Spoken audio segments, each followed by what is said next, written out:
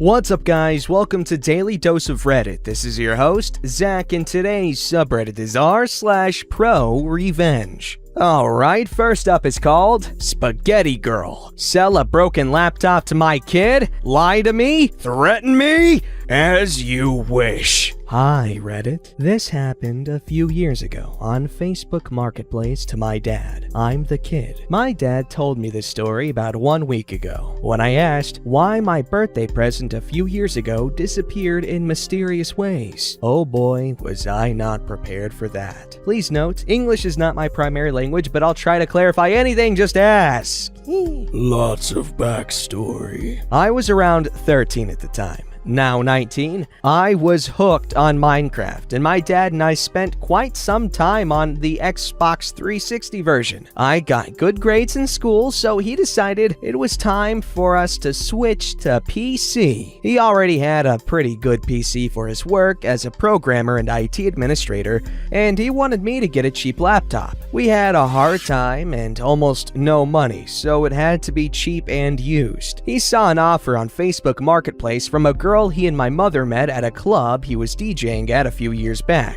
Let's call her Spaghetti Girl. She was selling lots of stuff because she moved in with her boyfriend and her kids. Among that stuff was a cheap laptop. Nothing fancy, pretty scuffed, and only the network port didn't work, according to her. No big deal, and for €50 or $54 US, worth a shot. My dad contacted Spaghetti Girl and wanted to pick up the laptop just in time for my birthday. He had to wait for his paycheck. Rough times. When the day came, he went to the agreed spot, but she didn't show up. She called later that day and told my dad that she had to wait for her boyfriend to wipe the hard drive as she didn't trust my dad. My dad assured her that he had no intentions to snoop around in her stuff and he could help her with that. After all, he's an IT guy. No, my boyfriend works for the CIA and he's a hacker. Yeah, right. A CIA hacker in Germany by the name of Hans Huber.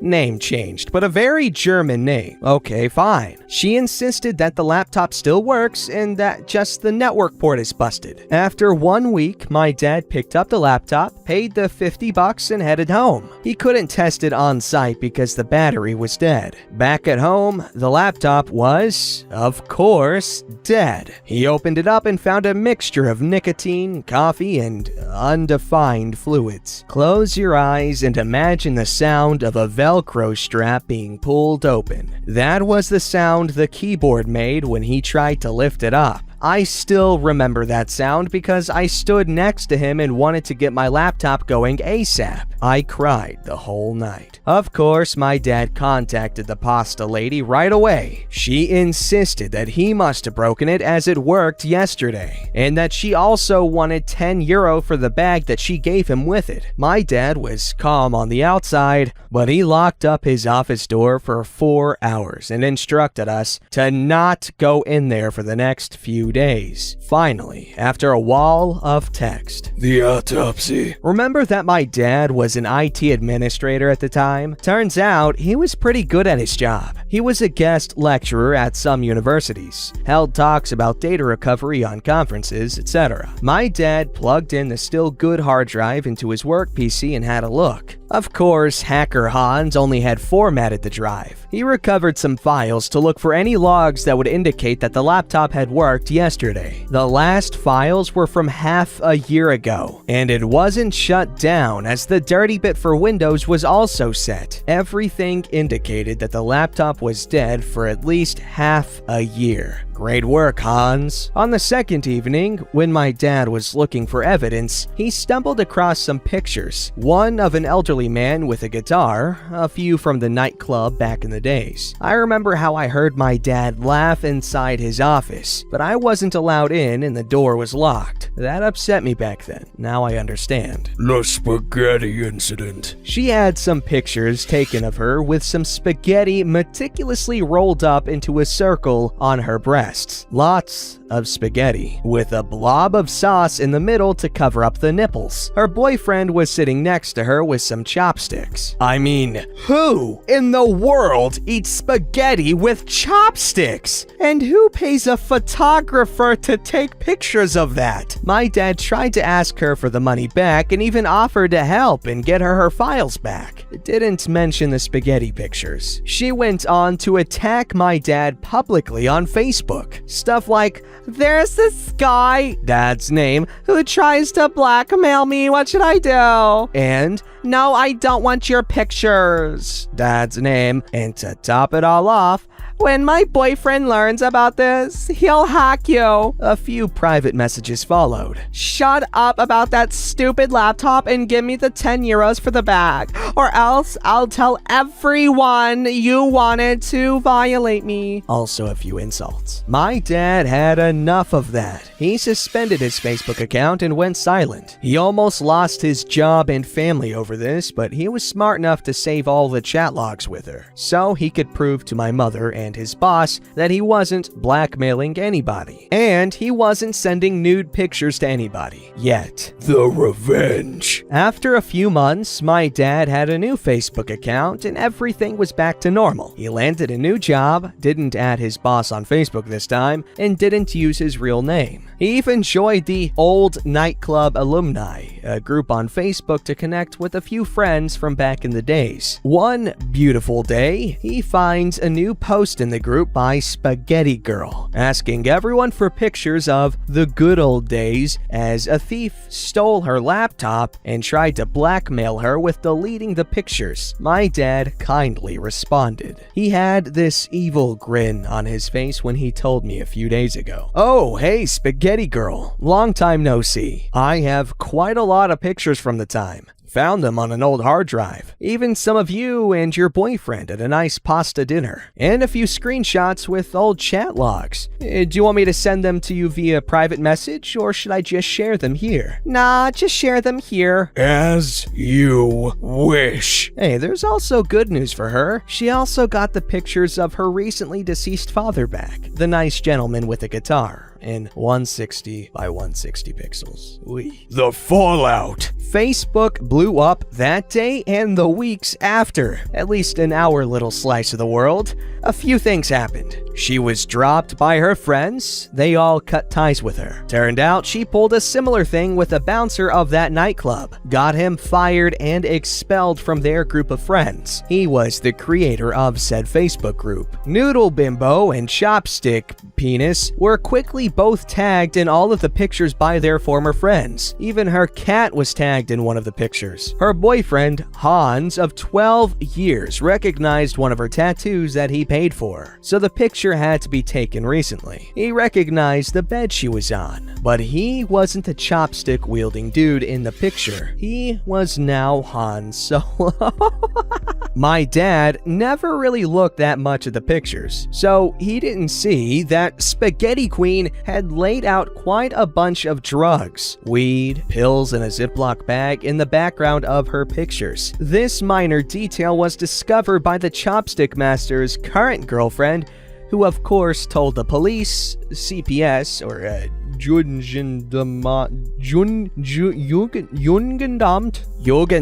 in Germany. I'm really good at German. And both of their parents. Police couldn't do much. Their kids were taken away for a while. I don't know what happened afterwards. A few colleagues of hers saw that post. She quit her dream job of being a cashier at Aldi soon after that. She had to move out of Han's flat. She moved across the country if her new Facebook account is to be believed. She used the name of her cat. I know I'm being a spiteful prick over this, but I think she got what she deserved. And $50. Today. We sold the hard drive and the RAM from the laptop for 30 euros each afterwards. With the money, my dad bought a used HP laptop for me. Minecraft at 30 FPS. Coming from the Xbox 360, this felt right at home. For my 17th birthday, I got a back then brand new computer. Ryzen 16 1600X, a GTX 1060, 16 gigs of RAM, and a brand new SSD with no spaghetti pictures on it. My dad and I still play Minecraft together. He is now a software developer at a bigger company, and we have no concerns about money. Not rich, but not paycheck to paycheck. Not all heroes wear capes, but my dad does. He went to Minecon. Oh my god! I know, it was pretty long. Hope it was worth your time. Greetings from Germany. Chris. Edit. A few clarifications. We were in a pinch financially because we had to pay double rent because we moved recently. My mom lost her job and our car broke down. That was a bit too much and it took a few months to recover. My dad, of course, opened the lid of the laptop when picking it up. Everything visible without disassembling the computer looked fine. The Velcro moment was when he took it apart to see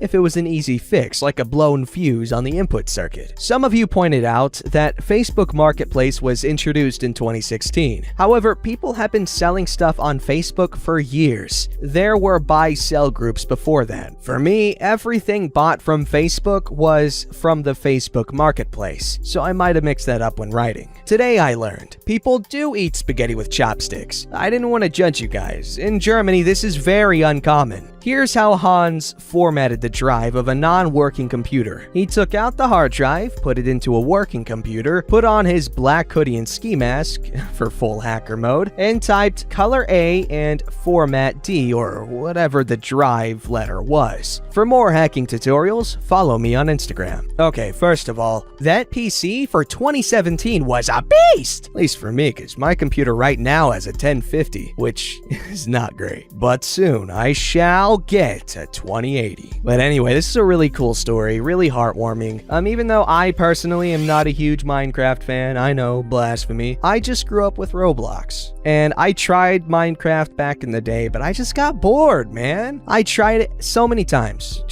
I can't get into it. I just can't. Anyway, man, thank you for sharing. That was a really good story, and it's really cool that you guys can game together. Alright, this story's called A Tale of Revenge on a Nasty Supervisor, U.S. Air Force Edition. This happened in the mid-80s while I was active duty Air Force. I was a sergeant, E4. My direct supervisor was a tech sergeant, E6. This tech sergeant, Rob, not his real name, was a real jerk. He was about 5'10" and a beanpole. He lived on coffee and cigarettes and thinking of ways to bully subordinates. Well, in addition to being a jerk, Rob had a very nasty sense of humor. He could dish it out, but he couldn't take it. We had these old metal desks with plexiglass covering the tops. He started in on me with super gluing my coffee cup to the plexiglass top. Needless to say, when I pick up the cup, everything went everywhere. Of course, the whole office laughed hysterically. I didn't blame them. Nobody wanted to be Rob's target. Next, he moved my car to another parking lot. Right before I called the security police, he told me where my car was. He kept it up, not just me either, but the whole office, till one day he went too far. We had just gotten a new captain assigned to our branch. He was a nice man, quiet, kind, and earned all of our respect. He heard about all the crap Rob pulled and witnessed a few of the milder pranks. Then, Rob got nastier. I went out to the parking lot at the end of the day, and my car,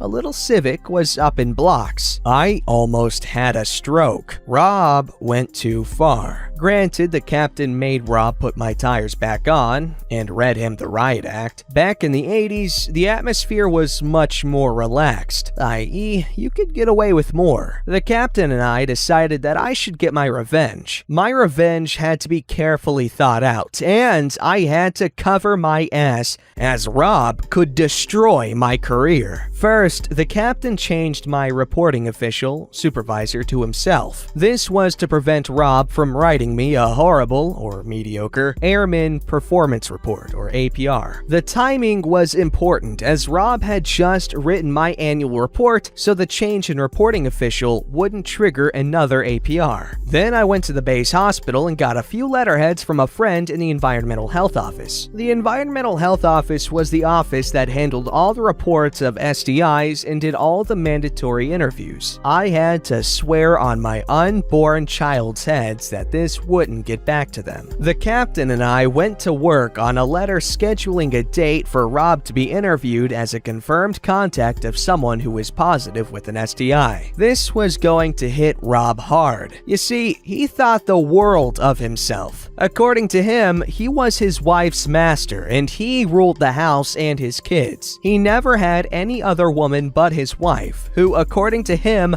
worshipped the ground he walked on. Also, she wouldn't even leave the house to buy groceries without letting him know or asking permission. I sort of believed him on that one, as she called the office several times a day. Well, the letter was written and placed in the afternoon distribution. The captain made sure he was standing right next to Rob when he opened his official mail. Rob was a creature of habit and always stood right by his distribution tray to read his mail, coffee in cup, cigarette in hand. I was sitting at my desk watching. I swear Rob turned white and I could hear him say something to the captain. I could see the captain reading the letter Rob handed him, so I moved a bit closer. Not a huge office, and heard the captain say, Well, Rob, have you been horsing around? Rob, of course, was denying this. Like, really, who would touch him? Yuck. And kept saying, I can't believe this. It wasn't until a few minutes later, when Rob went to grab a phone to call his wife, that the captain said, Wait, Rob. He, the cap, looked at me and said, Do you think this is enough? The captain and I both busted out laughing. Everyone in the office was looking around confused and asking what was so funny. Neither the captain or I would tell anyone what was going on. Rob knocked over the distribution boxes, threw his car key, and started having a fit. The captain stops Rob's fit and basically told him quietly that he deserved what he got, and he ordered Rob to stop with the pranks. Thank God I had thought about changing my reporting official because Rob would have roasted me. Not much later, I volunteered for an overseas assignment. It seemed the prudent thing to do. My revenge did get around eventually, within the upper ranks. It seemed to be a consensus that Rob got what he deserved. Yes, he did. But if he was gonna call his wife right away, that's pretty admirable. Alright, as you guys know, I like to have a little bit of a silly, wholesome palate cleanser after a revenge episode, or at the end of a revenge episode, but I can't always do that. But today I can, because I found a cool little story called Silly Story from a Not-So-Bright Customer, and if you do enjoy it, cool. If not,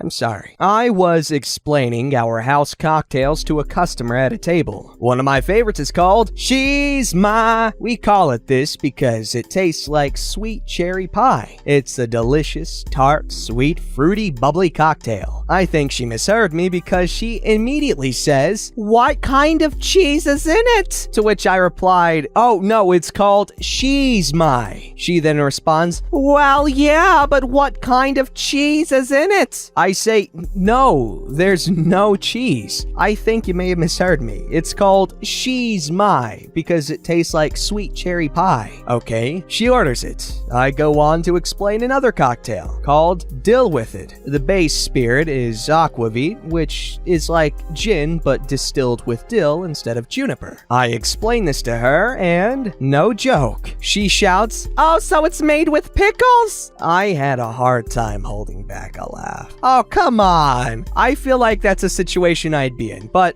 I'd probably catch on and laugh about it. But I know nothing about alcohol or cocktails, and I don't know what people drink. People do some weird stuff with alcohol. So, this is a funny story. I enjoyed it. I'm gonna give it an upvote because I liked it. Wait, I can't. It's archived. I read an old story. Don't forget to like, subscribe, and hit that bell to never miss an episode.